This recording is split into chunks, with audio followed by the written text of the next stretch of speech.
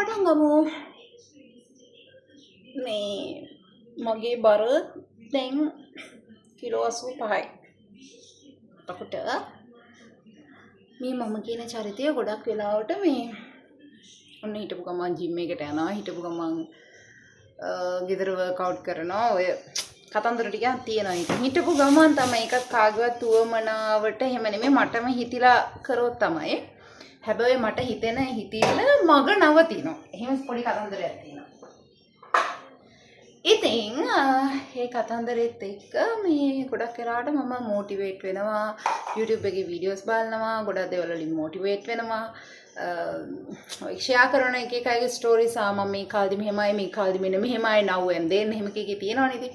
ඉතින් ඔය දැක්කම එනවා අපේ ඇඟෙන්ම එනවා මොරල් එකක්. හරි මමත් මේ වැඩේට බහිනවා. මම ලොකු මට අන්තිමට තේරෙනවා මම ඕක කරලා නවත්ත නිසා මට තේරුණා අන්තිමට මේ වැඩේ සාර්ථක නැහැ.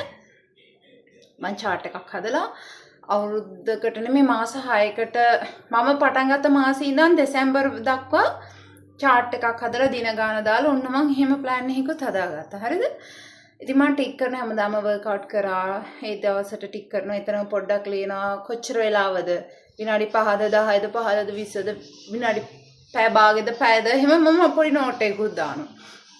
ටිකක් අර කම්මැලි version එකේ කෙනෙක් නිසා මම ගොඩක් වෙලාවට පටන් ගන්න විනාඩි 5 workouts ඕනතරම් මේ YouTube එකේ තියෙන විනාඩි 5 10 15 ඒවෙන් පටන් ගත්තම ඊටු ටික කරගෙන යන්න එනවා එනර්ජි එක තියෙනවා අපිට.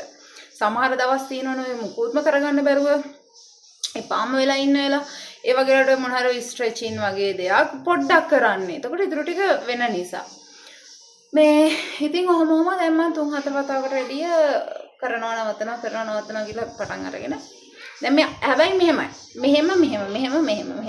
මෙහෙම එක දිගට ගිහිල්ලා හොඳ රිසල්ට් එකක් බලාපොරොත්තු මන් දන්නේ. ඒ කියන්නේ මට වගේ ගොඩක් අයට ඒ කතන්දරේ වෙනවද දන්නේ නැහැ.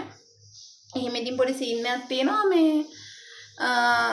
ඒකත් එක දැන් ඔන්න මම ආයෙ පටන් ගත්තා. මම හිතනවා ඒක සාමාන්‍යයි. ඒක මෙහෙමයි.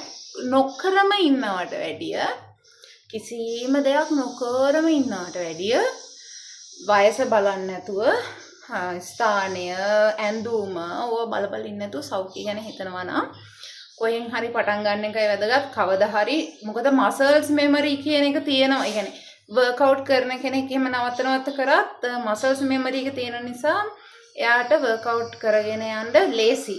මේ ඒක නිසා මම නම් කියන්නේ ඇඟ ගැන හිතන කෙනෙක් නම් ඔයා එක එල්ලේ කරගෙන යන කෙනෙක් නම් හොඳයි. මම නවත්ත කරන කෙනෙක් නම් කමක් නැහැ. නවත්තන්න හොර නවත්තන මොනාරි හේතුවකට. ඒ කියන්නේ මට එක සැරයක් හේතු වුණා මේ අන්තිමට ඔක්තෝබර් වලදී මට ඒ හේතුව ආවා. මම ගොඩක් මානසික කඩන් වැටිච්ච වෙලාවකදී මට කරගන්න බැරි වුණා ඒ දේ. ඊට පස්සේ මම ආයෙ රිකවර් වෙන්න ටික කාලයක් ගිය නිසා මම ඒ රිකවර් එකත් එක්ක තමයි මම මේ දැන් ආයෙ පටන් ගන්න හදන්නේ. ඉතින් මේ දැන් ඉතින් පටන් අරගෙන කරනවා. මට පොඩි බබෙක් ඉන්නවා. එයාගේ ඒවත් එක එයාත් වර්ක්අවුට් කරන්න එනවා මම කරනකොට. ඇත්තටම හොඳයි. ඉතින් ඒ කියන්නේ අපිත් එක්කම තව බබෙක් දරුවෝ ඉන්නවා නම් එයාලා ඒකට හුරු වෙනවා. වර්ක්අවුට් කරන්න හුරු වෙනවා. ඉතින් අවුරුදු 3යි මගේ කෙනාට. මේ ඒක නිසා හරි ඒ කියන්නේ ආසයි රිසල්ට් එකක් දකින්නකොට ආසයි ඇඟ කෙට්ටු වෙනවා අලුත් ලස්සන ඇඳුම් අඳින්න පුළුවන් වෙනවා. ඒවා තිබුණත් අර මොන හරි හැම හිතා ගන්න බැරි දෙයකට අපේ අර කන්සිස්ටන්සි එක නැති වුණොත් ආයි මං කියන්නේ කවදා හරි කොයි වෙලාවෙරි ආයි පටන් අරගෙන කරගෙන යන්න. ඔයා වෙන කෙනෙක් හින්දා නෙමෙයි මං කොයිම වෙලාවක මගේ ශරීරයේ මේ හැඩය ගැන නෙමෙයි මම හිතන්නේ නිරෝගීකම දැන් වැඩියෙන් හිතන්නේ. මොකද දරුවෙක් ඉන්නකොට අපි නිරෝගී වෙන්න ඕනේ, වයසට යනකොට නිරෝගී වෙන්න ඕනේ. දරුවන්ට බරක් වෙන්න හොඳ නැහැ. අපිට බරක් වෙන්න හොඳ නැහැ. තව කෙනෙක්ට බරක් වෙන්න හොඳ නැහැ. එතකොට අපේ නිරෝගීතාවයේ තියෙන ඕනේ ෆ්ලෙක්සිබිලිටි එක තියෙන්න ඕනේ. ඒක හොඳයි. අපිටම හරි ආස හිතෙනවා. ඉතින් මම කොයි වෙලාවත් අර තව කෙනෙක්ගේ ඇට්‍රැක්ෂන් එක වෙනුවෙන් එහෙම කරන්නේ නැහැ. මටම හිතිලා තමයි ඒක කරන්නේ. ඉතින් එහෙම තමයි මගේ මේ මම පටන් ගත්ත ව්‍යායාම කිරීමේ නැවත පටන් ගැනීම.